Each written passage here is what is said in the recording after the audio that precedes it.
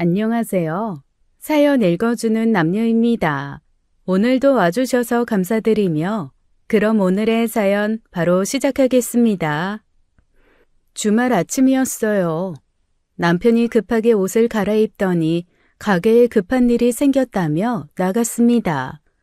저는 속으로 만세를 불렀죠. 주말만큼은 푹 쉬고 싶었거든요. 평일 내내 유치원에서 꼬맹이들 돌보느라 정신이 하나도 없었어요. 소파에 앉아 따뜻한 차 한 잔 마시며 TV나 볼 생각에 들떠 있었습니다. 근데 시어머니가 방문을 벌컥 열고 나오시는 거예요. 서연아, 냉장고 좀 봐봐. 반찬도 없고 우유도 떨어졌네. 마트 좀 다녀와라. 아니, 지금 남편 나가자마자 바로 일 시키시는 거 보소. 타이밍 진짜 기가 막히더라고요. 네, 어머니, 지금 다녀올게요. 겨울 날씨가 꽤 쌀쌀했는데 저는 금방 다녀올 거라고 생각했어요. 그래서 얇은 가디건만 대충 걸치고 나갔습니다. 시어머니가 적어주신 장볼 목록을 보니 이게 웬 장편 소설인지 우유, 계란, 파, 마늘, 간장, 된장, 고추장에 휴지까지 목록이 끝도 없이 이어졌어요. 속으로 투덜거리면서도 마트에서 이것저것 담았습니다. 어느새 1시간이 훌쩍 지나 있더라고요. 무거운 장바구니 2개를 들고 헉헉거리며 현관 앞에 도착했어요. 저는 익숙하게 비밀번호를 눌렀습니다. 그런데 삐삐삐 오류음이 울리는 거예요. 잘못 눌렀나 싶어서 다시 천천히 눌러봤죠. 삐삐삐 또 오류음이었습니다. 이때 머리를 망치로 한 대 맞은 것 같았어요. 손이 덜덜 떨리기 시작했습니다. 3번째로 눌러봤는데 역시나 삐삐삐. 아, 이 양반이 진짜로 비밀번호를 바꾼 거예요. 저 마트 보내놓고 비밀번호를 바꿔버리신 겁니다. 추운 겨울바람이 얇은 가디건 사이로 쌩쌩 들어오더라고요. 온몸에 소름이 쫙 돋았어요. 미치겠더라고요, 진짜. 장바구니를 바닥에 내려놓고 우유 수취함을 슬쩍 열어봤습니다. 작은 틈으로 안을 들여다보니 주방 쪽에서 시어머니 발이 딱 보이는 거예요. 분명히 집에 계신 겁니다. 그냥 안 열어주시는 거죠. 저는 정중하게 말했어요. 어머니, 저예요. 문 좀 열어주세요. 근데 아무 대답이 없는 거예요. 주방에 있던 발이 거실 쪽으로 슬금슬금 움직이는 게 보였습니다. 제 말을 100% 들으셨어요. 근데 모르는 척 하는 거죠. 손끝이 얼얼하게 시려왔어요. 이러다 진짜 동사하겠더라고요. 어머니, 문 좀 열어주세요. 여전히 대답이 없었습니다. 아, 이건 진짜 작정하고 괴롭히시는 거구나 싶었어요. 저는 일부러 목청껏 소리쳤어요. 어머니 괜찮으세요? 왜 대답이 없으세요? 혹시 안에서 쓰러지신 건 아니시죠? 이거 큰일인데. 지금 당장 119에 신고해야 할 것 같은데요? 어떡하지? 진짜 신고해야 하나? 119 번호가 뭐더라? 제가 핸드폰 꺼내서 번호 누르는 신용을 하는 순간 현관문이 벌컥 열렸습니다. 시어머니가 멀쩡한 얼굴로 서 계시는 거예요. 어머, 서연아 왔어? 미안해. 방에서 텔레비전 보느라 소리를 못 들었네. 어머, 추웠지? 아니, 이 양반 연기력 좀 보세요. 방에서 텔레비전이요? 아까 분명 주방에 계셨잖아요. 근데 소리를 못 들었다고요? 제가 목청 터져라 소리쳤는데요. 뻔뻔함의 끝판왕이더라고요. 저는 얼어붙은 손을 호호 불며 집 안으로 들어갔습니다. 아휴, 왜 그렇게 얇게 입고 나갔어? 감기 걸리겠네. 패딩 입고 다녀야지. 빨리 다녀오라고 저를 밀듯 내보냈으면서 이제 와서 패딩 타령이에요. 저는 아무 말도 안 했습니다. 말하면 화만 더 날 것 같았거든요. 방으로 들어와 문을 닫고 이불을 뒤집어 썼어요. 온몸이 덜덜 떨렸습니다. 제 결혼 생활에서 가장 큰 스트레스가 뭔지 아세요? 바로 이겁니다. 함께 사는 시어머니의 노골적이고 뻔뻔한 괴롭힘이에요. 이런 일이 한두 번이 아니거든요. 근데 더 기가 막힌 건 뭔지 아세요? 이런 식으로 괴롭히면서도 본인은 절대 인정을 안 하신다는 거예요. 맨날 소리 못 들었네, 깜빡했네, 몰랐네, 이러시거든요. 언제까지 이렇게 살아야 하나 싶었어요. 저는 부모님 얼굴도 모릅니다. 태어나자마자 부모님이 돌아가셨거든요. 할머니 손에 자랐어요. 할머니는 가난하셨지만 저를 정말 사랑해 주셨습니다. 낡은 단칸방에서 살았지만 할머니는 늘 저를 따뜻하게 안아주셨어요. 제게는 할머니가 전부였습니다. 세상에서 유일한 가족이었죠. 근데 제가 초등학교 3학년 때 할머니가 돌아가셨어요. 아침에 할머니를 깨웠는데 대답이 없으시더라고요. 그날 이후로 저는 보육원으로 보내졌습니다. 보육원 생활은 외롭고 힘들었어요. 학교 친구들은 명절 때마다 가족들과 어디를 갔다 자랑을 했지만 저는 아무도 없었습니다. 밤마다 이불 속에서 할머니 생각에 눈물이 났지만 절대 소리내서 울지 않았어요. 울면 지는 것 같았거든요. 그렇게 이를 악물고 버텼습니다. 고등학교를 졸업하자마자 저는 보육원을 나왔어요. 작은 원룸을 구해서 독립했습니다. 방은 비좁았지만 제 공간이 생겼다는 게 좋았어요. 낮에는 편의점에서 아르바이트를 하고 밤에는 식당에서 설거지를 했습니다. 하루에 서너 시간밖에 못 잤지만 괜찮았어요.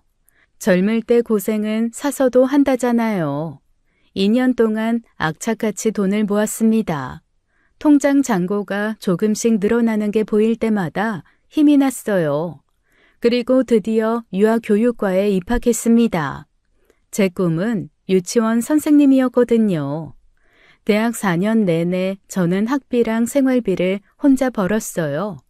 아침엔 수업 듣고 오후엔 아르바이트 뛰고 밤엔 과제하고 친구들이 MT 갈 때 저는 알바를 했습니다. 누구한테 손 한 번 안 벌리고 졸업했어요.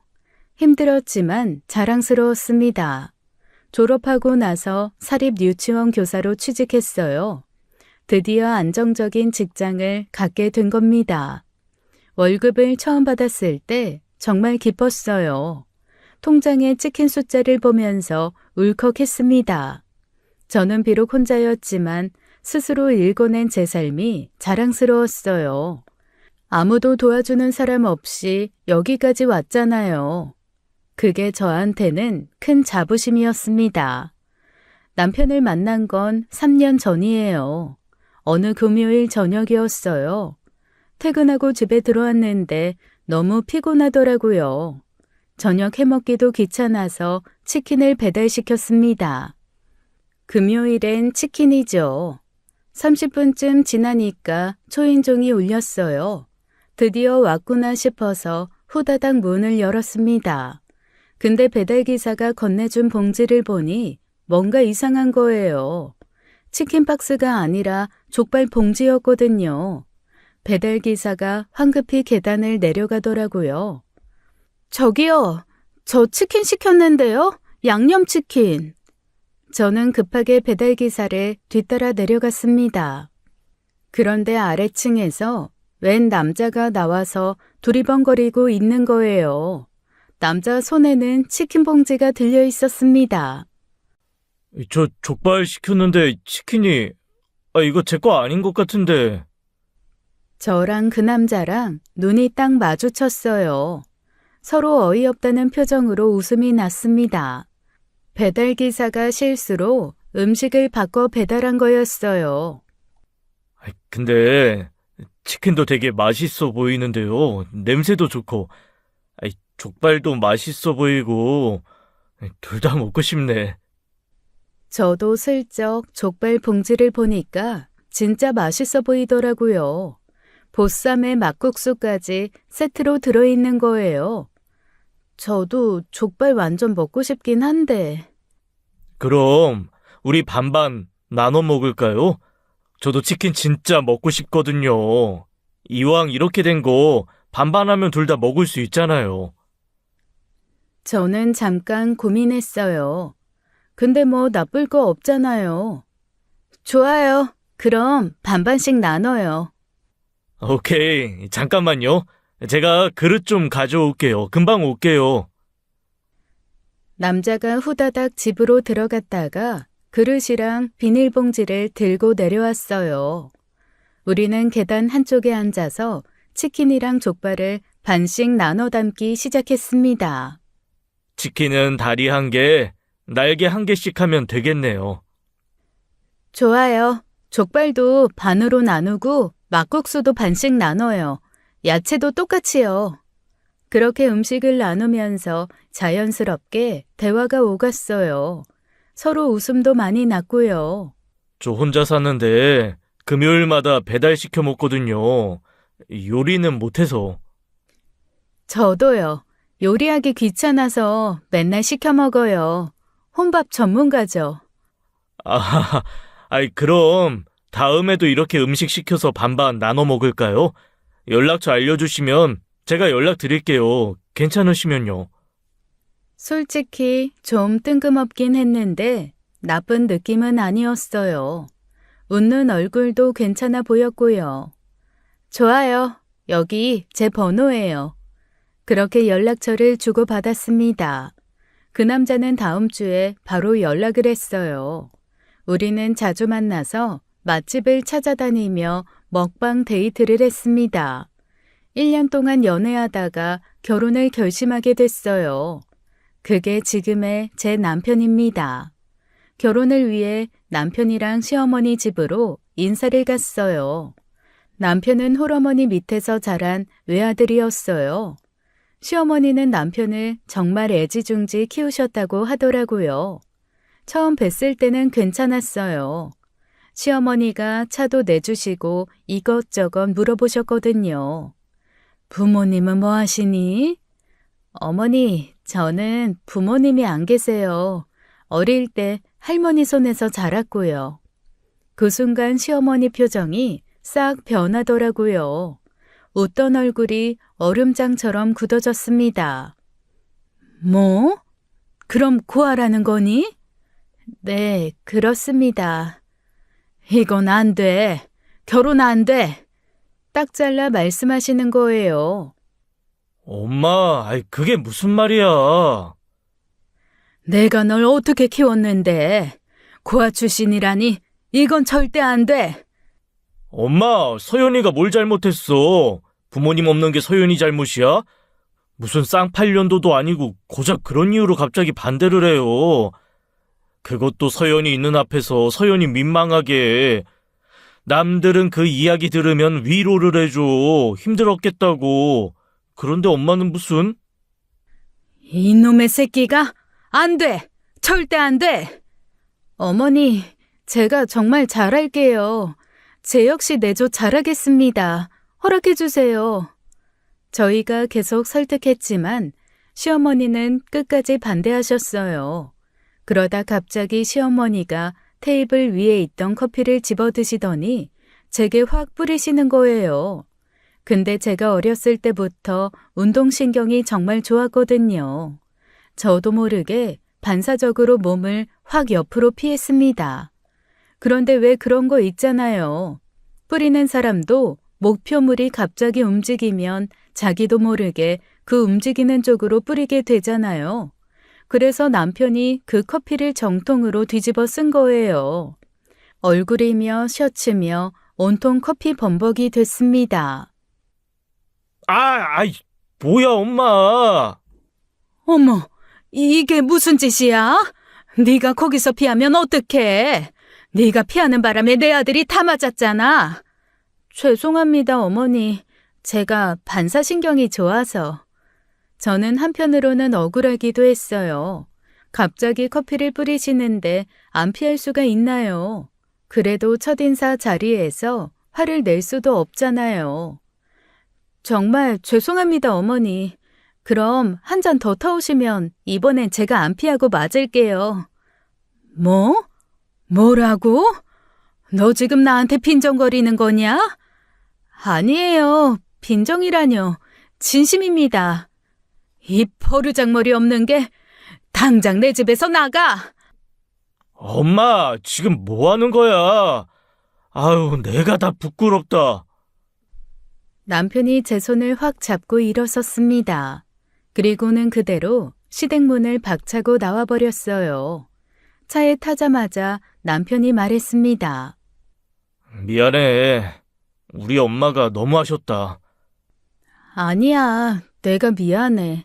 나 때문에 당신이 커피 맞았잖아. 괜찮아. 커피향 좋네, 뭐. 남편 얼굴이며 셔츠가 엉망이었지만 저를 먼저 걱정해 주더라고요. 그 모습에 남편이 고마웠습니다. 남편은 시어머니한테 허락해 줄 때까지 단식하겠다고 선언했어요. 근데 정작 자기 자취방에서 밥은 잘만 먹더라고요. 제가 남편 집에 놀러 갔는데 냉장고에 반찬 가득하고 밥솥에 밥 해놓은 거 보고 기가 막혔습니다. 단식한다며? 단식하고 있어. 엄마 앞에서만 안 먹는 거지. 여기서 먹어야지. 그게 무슨 단식이야. 엄마가 모르면 되는 거 아니야? 처음엔 시어머니도 걱정하시며 기함을 하셨대요. 아들이 굶는다고 난리를 치셨다고 합니다. 근데 몇 주가 지나도 남편 얼굴에 살이 전혀 안 빠진 거예요. 오히려 좀 찐 것 같기까지 했대요. 시어머니가 의심하셔서 몰래 자취방에 찾아가 봤더니 남편이 치킨을 먹고 있었다고 합니다. 그때부터 시어머니는 더 강경하게 나오셨어요. 이 새끼가 날 가지고 놀았어? 엄마, 그게 아니라, 왜 배고파서. 엄마도 그랬잖아. 굶지 말고 밥 먹으라며. 그래서 그런 건데. 이게 뚫린 입이라고? 남편도 현장을 걸리고 나니 할 말이 없었겠죠. 그러자 다른 카드를 꺼내들었습니다. 그래. 엄마 결혼 허락 안 하면 나 코인 노래방 정리하고 서연이랑 도망갈 거야. 뭐? 이게 가지가지 하네. 진심이야? 부동산에 매물 이미 내놨어. 시어머니는 처음엔 안 믿으셨대요. 근데 정말로 남편이 부동산 매물을 올린 걸 확인하시고는 당황하셨다고 합니다. 그 코인 노래방은 시어머니가 사업 자금을 대주신 거였거든요. 남편이 정말 절 선택한 거죠. 며칠 뒤 남편한테 시어머니가 전화를 하셨어요. 알았다. 결혼해. 진짜요? 엄마 고마. 대신 조건이 있어. 무슨 조건? 뭔 아들이 결혼을 하는데 조건을 걸어. 결혼하고 나랑 같이 살아야 돼. 그 애가 집안 살림에 대해 뭐 배운 게 있겠어. 내가 며느리 교육 시켜야겠다. 남편은 제게 그 조건을 말했어요. 저는 솔직히 고민이 됐습니다. 시어머니랑 같이 산다는 게 쉬운 일이 아니잖아요. 그것도 저를 그렇게 싫어하시는 분이랑요. 서연아, 미안해. 엄마가 이런 조건을 거시는데 너무 무리한 것 같으면 우리 그냥 도망가자. 아니야, 괜찮아. 진짜 괜찮아? 우리 엄마 좀 까다로우신 거 알잖아. 저는 한참을 생각했어요. 근데 남편이 저를 위해 사업까지 정리하려고 했잖아요. 저도 남편을 위해서 이 정도는 해줄 수 있다고 생각했습니다. 어머니가 기한을 얘기하셨어? 2년. 2년? 그럼 남자들 군대 가는 거랑 비슷하네. 나도 군대 간다고 생각하고 참아볼게. 서연아. 괜찮아. 2년 정도는 할 수 있어. 남편이 미안한 표정으로 제 손을 꼭 잡았어요. 고마워. 미안하고. 2년만 참아줘. 내가 보상할게. 보상은 무슨, 우리 결혼하는 거잖아. 정말 고마워. 사랑해. 그렇게 저희는 결혼하기로 했습니다. 시어머니와 2년 동안 함께 살기로 한 거죠. 그때는 몰랐어요. 시어머니가 문제가 아니라는 것을요. 결혼하고 시어머니와 함께 살기 시작했습니다. 첫날부터 저는 경악했어요. 시어머니한테 강박이랑 결벽증이 있었거든요. 화장실 청소는 매일 해야 해. 여기 평균이 얼마나 많은데. 그리고 변기, 세면대, 바닥, 벽까지 소독제로 싹 닦아. 환기는 꼭 30분은 시켜야 하고. 네? 매일이요? 다 이렇게 해. 넌 안 했니? 아, 네, 알겠습니다, 어머님. 그냥 군대 선임이라 생각했어요. 2년만 참자 싶었죠. 매일 화장실 청소를 했어요. 변기를 닦고, 세면대를 닦고, 바닥을 닦고, 벽까지 닦았습니다. 팔이 빠질 것 같더라고요. 어느 날 유치원 끝나고 집에 들어왔는데 시어머니가 현관에서 기다리고 계셨어요. 서연아, 옷 벗어. 네? 밖에서 입고 온 옷은 바로 세탁해야 해. 세균이 집에 들어온다고. 빨리 벗어서 세탁기에 넣어. 지금요? 여기 현관에서요? 밖에서 벗고 들어오면 좋지만 그건 좀 그렇지. 아, 뭐하고 있어? 어서 빨리.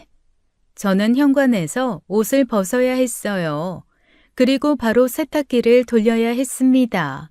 매일 그랬어요. 침대 시트도 매일 갈아야 했어요. 아침에 일어나면 시트를 빨고 새 시트를 깔았습니다. 빨래가 산더미처럼 쌓였어요. 냉장고를 열었다가 기겁했습니다. 안에 있는 식품들이 전부 일직선으로 정렬돼 있는 거예요. 우유, 요구르트, 반찬통까지 자로 잰 것처럼 줄 맞춰져서 저를 바라보고 있더라고요. 깜짝 놀라서 냉장고를 닫았다가 다시 열었습니다. 제가 우유를 꺼내 먹고 다시 넣었는데 조금 비뚤어졌나 봐요. 서연아, 너 이리 와봐. 네? 우유가 삐뚤어졌잖아. 이런 거 제대로 놔. 네, 알겠습니다. 거실 테이블도 마찬가지였어요. 리모컨, 책, 컵까지 모든 물건이 정해진 위치에 정해진 각도로 놓여 있었습니다.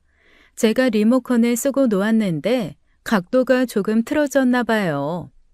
서연아, 리모컨 각도 틀어졌어. 고쳐놔. 네. 물 한 잔 마시는 것도 조심스러워졌어요. 컵을 꺼내서 물을 마시고 설거지를 하고 원래 자리에 정확히 놓아야 했습니다. 조금이라도 위치가 틀어지면 시어머니가 바로 알아채셨거든요.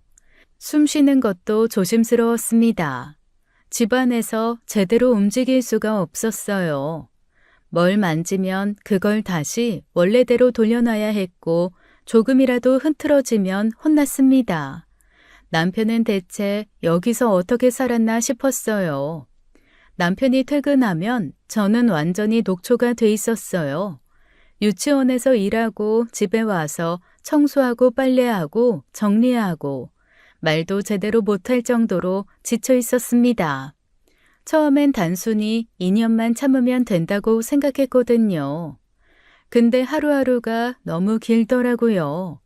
하지만 제가 좀 악바리 근성이 있어요. 저는 결심했어요. 이를 악물고 시어머니보다 더 완벽하게 해내기로요. 지는 건 싫었거든요. 화장실 청소를 할 때 머리카락 한 올까지 남김없이 치웠습니다. 거울에 물방울 하나 없이 닦아냈어요. 세면대 배수구까지 칫솔로 박박 문질렀습니다. 오, 화장실 깨끗하네. 물건 각 맞추기도 시어머니보다 더 정확하게 했어요. 거실 테이블 위 리모컨, 컵, 책을 밀리미터 단위로 맞췄습니다. 장롱한 옷도 완벽하게 색깔별, 계절별로 구분해서 정리했어요. 제가 결벽증 귀신에 빙의한 것처럼 했어요. 남들이 볼 땐 미친 사람처럼요. 사실 제게 비밀 무기가 있었거든요. 시어머니가 정리해 놓은 모든 걸 사진으로 찍어뒀습니다. 냉장고 안, 거실 테이블, 장롱 안까지 전부 사진을 찍었어요. 청소할 때마다 핸드폰으로 사진을 보면서 한치의 오차도 없이 맞췄습니다. 냉장고 안 우유병 각도까지 정확하게 맞췄어요. 아니, 시어머니가 해놓으신 것보다 더 완벽하게 만들었습니다.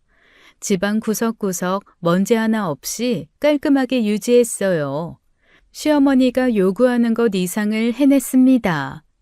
서연아, 냉장고 좀 봐봐. 네, 어머니.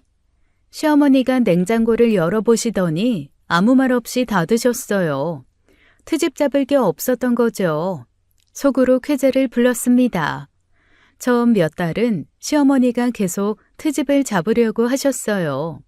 근데 점점 잡을 게 없어지니까 구박이 줄어들기 시작했습니다.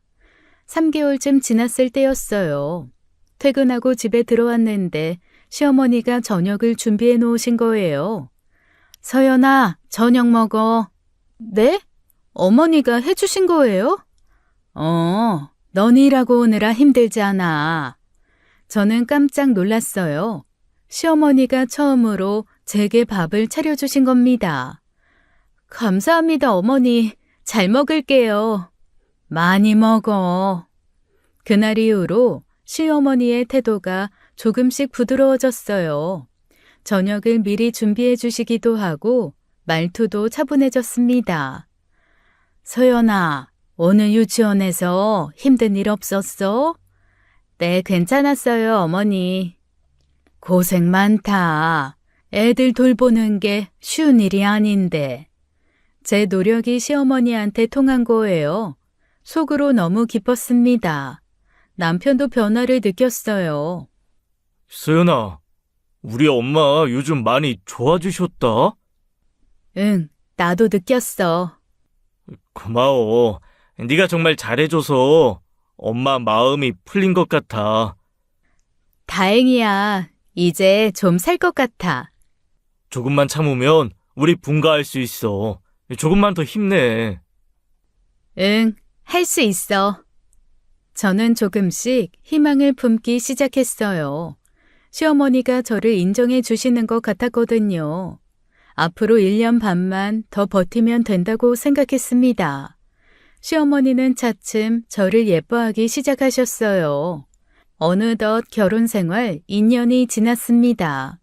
시집살이가 조금씩 나아지니까 감사했어요. 남편과도 평온한 일상을 보냈죠. 어느 날 저는 남편에게 말을 꺼냈습니다. 여보, 우리 이제 분가할 때 됐지 않아? 분가?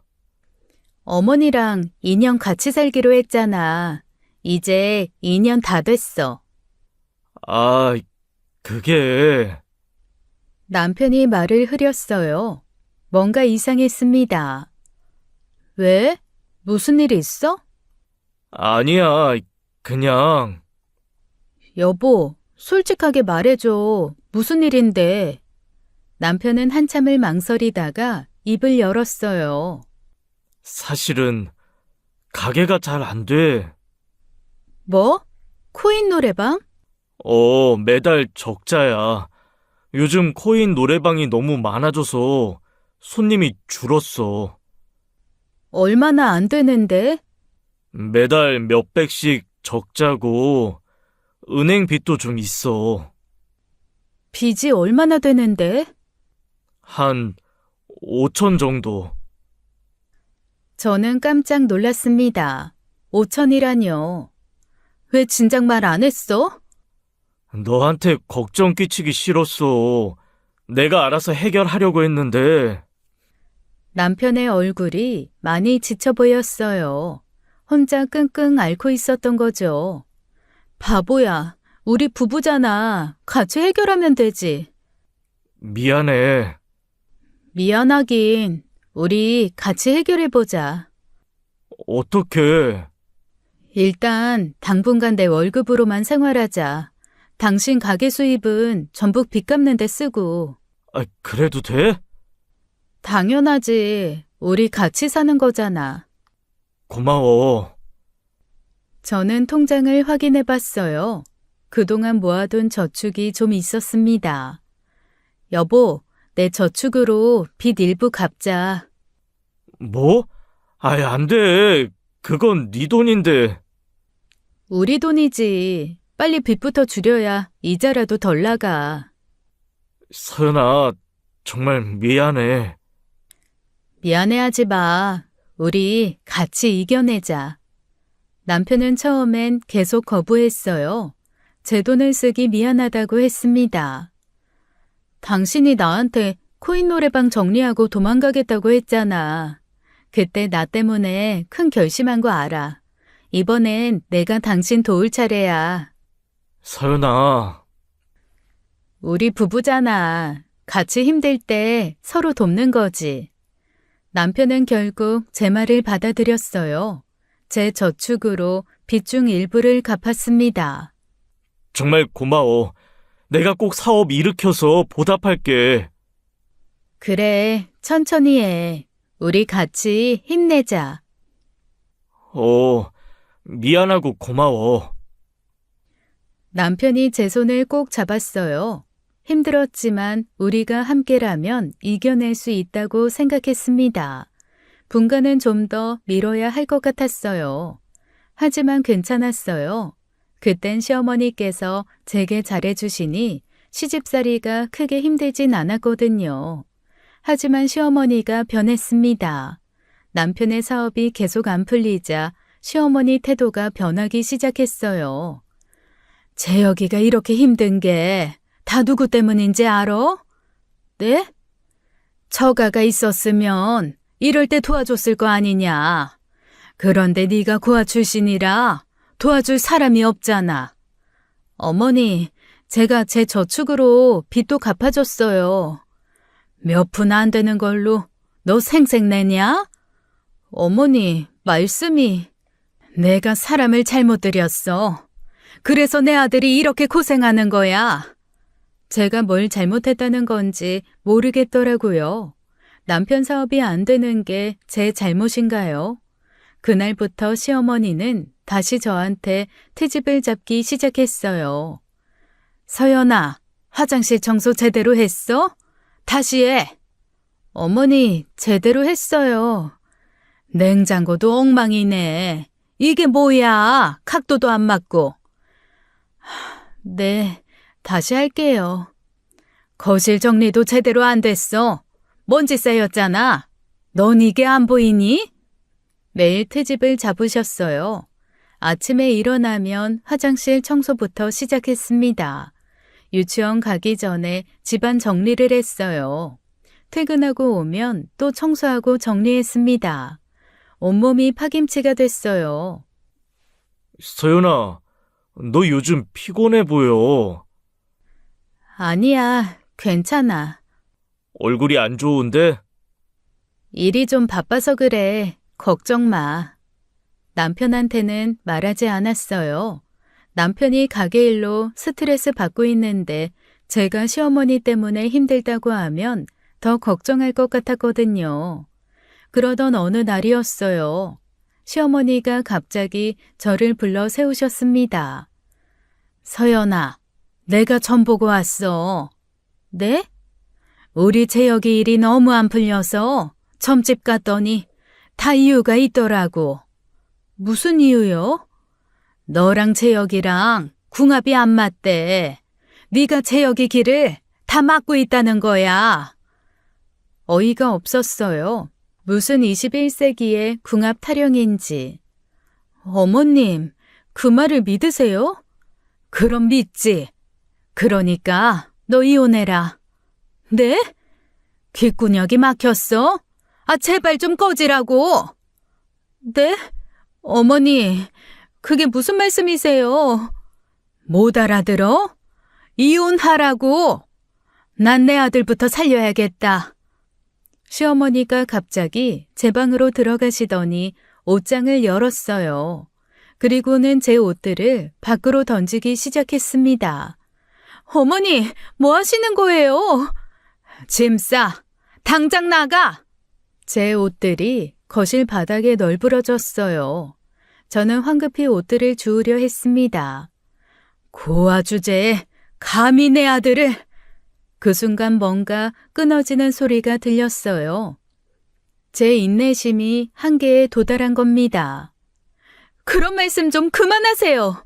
어머니, 제가 고하면 어때서요? 제가 뭘 잘못했는데요? 너 지금 나한테 대드는 거냐? 네, 자꾸 고아 너무하시잖아요. 저 정말 어머니 마음에 들려고 노력했어요. 그런데 이건 아니죠. 이 버릇없는 게 당장 짐 싸서 나가! 바로 그때 현관문이 열렸어요. 남편이 퇴근해서 들어온 겁니다. 무슨 일이야? 아이, 왜 이래? 재혁아, 이것이 나한테 대든다. 엄마, 또 무슨 짓을 하신 거예요? 서연이 옷이 왜 바닥에 널려 있어요? 얘 때문에 네가 힘든 거야. 궁합이 안 맞아서 네 기가 막힌다고. 엄마, 무슨 말도 안 되는 소리를 하세요? 갑자기 무슨 궁합 타령이에요. 그런 거 안 믿으시잖아요. 이제 믿는다. 그러니까 이혼해야 한다고. 네? 이혼 안 해요. 무슨 말도 안 되는... 엄마, 이제 우리 나갈게요. 뭐? 분가할게요. 이제 저도 못 참겠어요. 네가 무슨 돈으로 나가? 빚도 있는 주제에. 방 2칸짜리 월세집이라도 구해서 나갈 거예요. 여기서 이렇게 사는 것보다 훨씬 마음 편할 것 같네요. 이 새끼가? 서연아, 가자. 남편이 제 손을 잡고 집을 나왔어요. 편의점으로 가서 맥주를 샀습니다. 벤치에 앉아 맥주를 마셨어요. 미안해. 내가 못나서. 아니야, 괜찮아. 괜찮긴 뭐가 괜찮아. 우리 엄마가 저러는데. 당신도 힘들잖아. 우리 나가자. 내가 뭐라도 해서 집 구할게. 우리 힘내자. 남편과 저는 맥주를 마시며 서로를 위로했습니다. 힘들었지만 우리가 함께라서 다행이라 생각했어요. 다음 날부터 저는 집을 알아보기 시작했어요. 퇴근하고 부동산을 돌아다니며 전셋집을 찾아봤습니다. 전세 대출이라도 받아서 이사를 가야겠다고 생각했거든요. 며칠 동안 여러 집을 봤어요. 작은 투룸이지만 저희가 살만한 집을 찾았습니다. 그날 저녁 집에 돌아왔어요. 어머니가 거실에 앉아 계셨습니다. 앉아봐라. 네, 어머니. 너희들 나간다며? 네, 그럴 생각이에요. 그래, 나가. 근데 한 가지만 약속해라. 무슨 약속이요? 너 절대 임신하지 마라. 네? 나가서 살더라도 애는 절대 낳지 마. 네 더러운 유전자는 필요 없어. 그 순간 온몸이 얼어붙었어요. 숨이 막혔습니다. 고아 DNA 받은 애가 태어나면 우리 집안 망해. 그러니까 애는 절대 낳지 마. 저는 시어머니를 멍하니 바라봤어요. 입이 떨어지지 않았습니다. 지금까지 온갖 구박을 다 받았어요. 화장실 청소하고 물건 각도 맞추고 트집 잡히고 고아라고 무시당하고 집안 망친다고 욕먹고 그래도 다 참았어요. 남편 때문에 2년만 버티면 된다는 생각에. 근데 이 말만큼은 참을 수가 없었습니다. 어머니, 왜? 어머니가 왜 갑자기 이렇게 변하셨는지 모르겠어요. 제가 뭘 그렇게 잘못했는지도 모르겠는데요. 근데 사람이 그런 말은 하면 안 되는 거예요. 아무리 저를 싫어하셔도 그런 말씀은 너무 하시는 거 아니에요? 어머님 나중에 돌아가시면 제 역시도 고아되는 거예요. 뭐? 이게 네가 지금 나한테 네, 말씀드리는 거예요. 그러니까 어머님도 그런 말씀 하시면 안 됩니다. 저는 방으로 들어갔어요. 손이 떨렸습니다. 눈물이 주르륵 흘러내렸어요. 더러운 유전자라니요. 애를 낳지 말라니요. 제가 부모 없이 태어난 게 제 잘못인가요? 할머니 손에서 자란 게 잘못인가요? 핸드폰을 집어들었습니다. 부동산에 전화를 걸었어요. 사장님, 저예요. 오늘 봤던 그 집이요. 내일 계약하고 싶어요. 아, 네, 알겠습니다. 내일 몇 시에 갈 수 있을까요? 오전 10시 어때요? 네, 그 시간에 갈게요. 전화를 끊고 이불을 뒤집어 썼어요. 남편이 퇴근하면 오늘 있었던 일을 말해야겠다고 생각했어요. 더 이상은 못 참겠더라고요. 이제 정말 나가야 했습니다. 하루라도 빨리요. 이사 나가기 전날이었어요. 짐을 거의 다 쌌습니다. 시어머니가 갑자기 저를 불렀어요. 서연아, 너 이리 와봐. 너 정말 이혼 안 할 거야?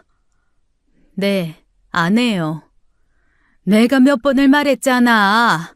네가 재혁이 옆에 있으면 재혁이한테 안 좋은 기운이 간다고. 어머니, 대체 왜 갑자기 이러세요? 전에는 저 예뻐해 주셨잖아요. 그건 그때고 지금은 지금이야. 어서 이혼해. 싫다고 했잖아요. 전 재혁 씨 사랑해요. 절대 이혼 안 해요. 그 순간 시어머니가 제 뺨을 확 때렸어요. 뺨이 화끈거렸습니다. 저는 뺨을 맞고도 눈을 똑바로 뜨고 시어머니를 노려봤어요. 어머니 아들이 이런 거 알면 어머님한테 얼마나 실망할까요? 뭐? 네가 지금 저 2년 동안 참고 살았어요. 근데 이제 더는 못 참겠어요. 이 버릇없는 게! 시어머니가 할 말을 잃은 표정을 지었어요. 저는 방으로 들어가 버렸습니다. 밤 10시쯤 남편이 퇴근했어요. 서연아, 무슨 일 있어? 얼굴이 왜 그래? 여보, 나 할 말 있어. 말해봐. 저는 그동안 참아왔던 시어머니의 만행을 전부 이야기했어요. 매일 트집 잡혔던 것, 고아라고 무시당한 것, 더러운 유전자라고 욕먹은 것, 애 낳지 말라고 한 것, 오늘 뺨 맞은 것까지. 남편은 충격받은 표정으로 제 이야기를 들었습니다. 뭐? 엄마가 그런 짓을 했어? 응, 나 이제 분가하고 나면 어머니 다시 못 볼 것 같아. 그래, 다시 볼 필요 없어. 미안해. 당신 엄마인데. 미안하긴 내가 미안하지. 네가 이렇게 고생하는 줄도 모르고. 남편이 제 뺨에 얼음찜질을 해줬어요. 그리고 밤새 저를 안아줬습니다. 다음 날 우리는 시어머니 집을 나왔어요. 시어머니는 저희를 배웅하지 않으셨습니다. 그렇게 드디어 분가를 했어요. 집은 작았어요. 투룸에 화장실 하나. 근데 마음은 편했습니다. 이제 단둘이 눈치 안 보고 살 수 있잖아요. 서연아, 우리 여행 갈까? 여행? 아이, 너 힘들었잖아. 이제 둘이서 힐링 좀 하자. 좋아. 어디 갈 건데? 캠핑 가자. 내가 좋은 데 알아. 캠핑? 엄마 때문에 못 갔잖아. 이제 갈 수 있겠네. 좋아. 근데 지금 겨울인데 괜찮아? 캠핑은 겨울이 더 좋지. 진짜 캠핑의 참맛은 겨울 캠핑이야. 추울 것 같은데. 걱정 마. 나 겨울 캠핑 경험 많아. 나만 믿어. 남편이 자신감 넘치게 말했어요. 잠깐만. 남편이 창고를 열더니 캠핑 장비를 꺼내기 시작했어요. 텐트, 침낭, 난로, 랜턴, 코펠, 버너. 장비가 어마어마하게 많았습니다. 남편이 장비를 하나하나 점검했어요. 텐트 펴보고 침낭 확인하고 난로 작동하는지 봤습니다. 익숙한 손놀림이었어요. 저는 남편이 준비하는 모습을 보며 기대감이 생겼습니다. 시댁에서 벗어나 단둘이 시간을 보낼 수 있다니 생각만 해도 설렜어요. 다음 주말에 출발하자. 금요일 저녁에 출발하면 딱 좋아. 응, 좋아. 따뜻한 옷 준비해. 패딩이랑 목도리, 장갑 다 챙겨. 알았어. 근데 진짜 안 추워? 텐트 안은 난로 켜면 따뜻해. 걱정 마. 오케이. 당신만 믿을게. 일주일 내내 저는 캠핑 생각에 들떠 있었어요. 유치원에서 일할 때도 캠핑 생각을 했습니다. 금요일이 빨리 왔으면 좋겠더라고요. 드디어 금요일이 됐어요. 남편이 퇴근하자마자 차에 짐을 실었습니다. 시어머니 걱정 없이 단둘이 보내는 첫 여행이었어요. 저는 조수석에 앉아서 출발을 기다렸어요. 그때 제 핸드폰이 울렸습니다. 시어머니였어요. 여보세요? 너 지금 어디야? 집이요. 재혁이는? 여기 있어요. 너희 어디 가려고 하는 거 아니야? 아니에요. 거짓말하지 마. 네 목소리 들으면 다 알아. 어디 가는 거야? 잠깐 나들이 좀. 어디로? 언제 돌아와? 재혁이 전화 바꿔봐. 남편이 제 핸드폰을 확 뺏었어요. 엄마, 저예요. 재혁아, 너희 어디 가는 거야? 그거 알아서 뭐 하시게요? 내가 네 엄만데 물어보면 안 돼? 엄마, 이제 제 아내 그만 좀 괴롭히세요. 뭐? 내가 언제? 엄마가 뭘 하셨는지 다 들었어요. 이제 그만하세요. 재혁아, 그건... 끊을게요. 딱 끊어버렸습니다. 시어머니가 다시 전화를 걸었어요. 남편이 받지 않았습니다. 서연아, 엄마 전화 받지 마. 응, 엄마 때문에 상처받아서 떠나는 여행인데 여행 가서까지 엄마 잔소리 들을 순 없잖아. 그래도 전화는 받아야 하는 거 아니야? 아니야. 이번만큼은 우리끼리만 시간 보내자. 남편이 제 핸드폰을 들더니 전원을 껐어요. 그리고는 조수석 서랍에 넣었습니다. 여보, 그래도... 괜찮아. 내 핸드폰 있잖아. 뭐 급한 일 있으면 내 걸로 연락 오겠지. 그렇긴 한데... 서연아, 이번 여행만큼은 아무 방해 없이 우리 둘이서만 시간 보내자, 응? 남편이 제 손을 꽉 잡았어요. 그동안 엄마 때문에 너무 힘들었잖아. 이번엔 진짜 힐링하자. 응, 알았어. 차가 출발했어요. 도시를 벗어나 고속도로로 들어섰습니다. 창밖으로 풍경이 스쳐 지나갔어요. 기분 좋지? 응, 오랜만에 나들이 나오니까 좋다. 그치? 우리 제대로 놀다 오자. 응. 시어머니 걱정은 뒤로 하고 싶었어요. 이번 여행만큼은 남편과 단둘이 행복한 시간을 보내고 싶었습니다. 남편이 노래를 틀었어요. 경쾌한 음악이 차 안을 가득 채웠습니다. 저도 따라 부르며 웃었어요. 우리는 설레는 마음으로 캠핑장을 향해 달렸습니다. 캠핑장에 도착했어요. 남편이 텐트를 치고 저는 짐을 날랐습니다. 삼겹살을 구워 먹고 소주도 한잔 했어요. 오랜만에 행복했습니다. 맛있지? 응, 완전 맛있어. 여기 공기도 좋고 완전 힐링이지? 응, 진짜 좋다. 별이 쏟아질 것 같았어요. 도시에서는 볼 수 없는 별들이 가득했습니다. 남편과 별을 보며 이야기를 나눴어요. 밤이 깊어졌습니다. 텐트 안으로 들어갔어요. 침낭을 깔고 누웠는데 너무 추웠습니다. 여보, 춥다. 그치. 겨울이라 그래. 잠깐만. 남편이 난로를 꺼냈어요.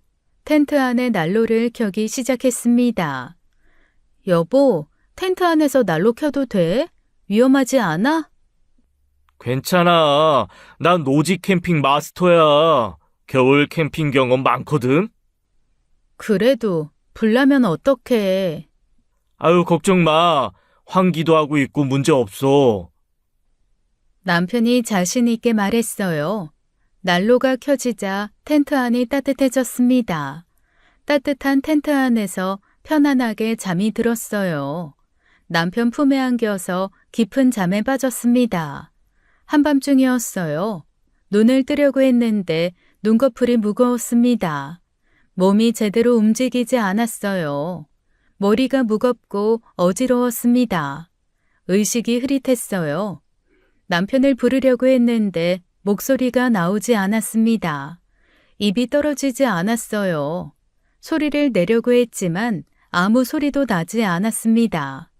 온몸에 힘이 빠졌어요. 다시 깊은 잠에 빠져들었습니다. 의식이 점점 멀어졌어요. 눈을 떴어요. 낯선 천장이 보였습니다. 하얀 천장, 형광등, 의료기구들. 병원이었어요. 의사가 다가왔습니다. 정신 드셨어요? 다행입니다. 여기가 어디죠? 병원입니다. 일산화탄소 중독으로 실려오셨어요. 일산화탄소 중독이요? 네, 위험한 상태였는데 다행히 살아나셨습니다. 머리가 멍했어요. 남편이 생각났어요. 그때 문이 열리고 경찰이 들어왔습니다. 강소연 씨? 네.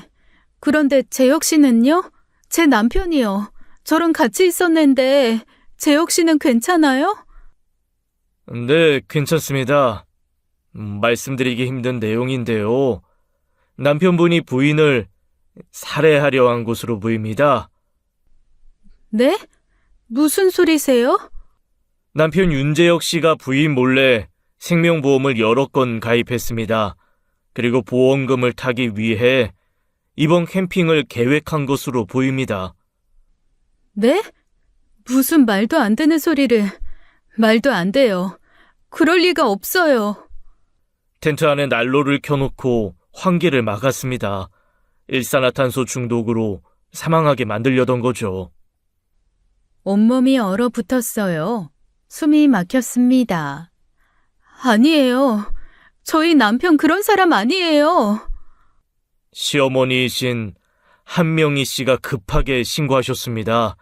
아들이 이상한 행동을 한다며 차량 번호를 알려주셔서. 시어머니가요?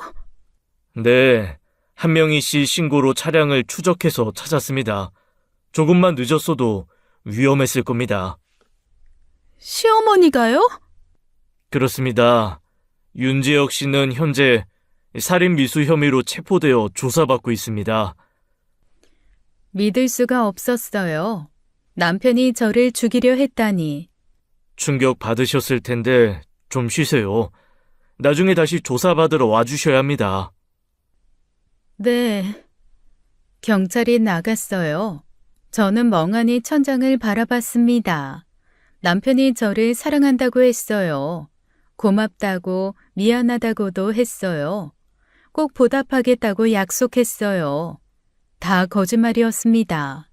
처음부터 저를 죽일 생각이었던 거예요. 생명보험을 타기 위해서요. 손이 떨렸습니다. 눈물이 주르륵 흘러내렸어요. 다 거짓이었어요. 병원에서 퇴원했어요. 구치소로 남편을 찾아갔습니다. 면회 신청을 했어요. 면회 거부하셨습니다. 네? 거부요?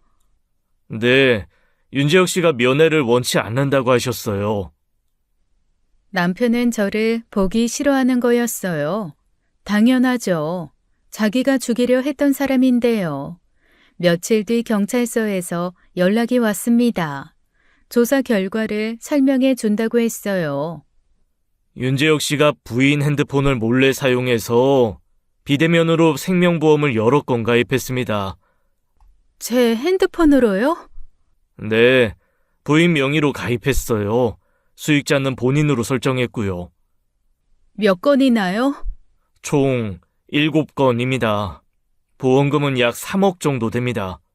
3억.